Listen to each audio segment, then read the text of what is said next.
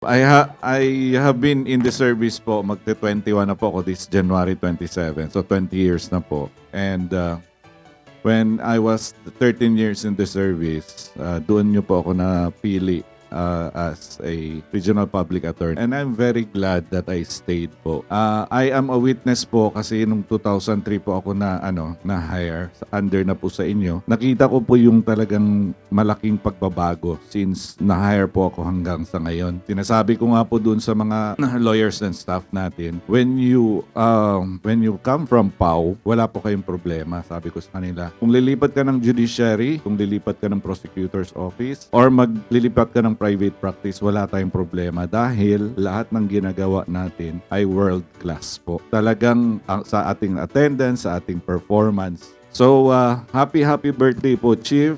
Sana po patuloy po kayong nalusog at sana i-continue nyo lang po yung pagsisilbi po sa bayan. Maraming salamat.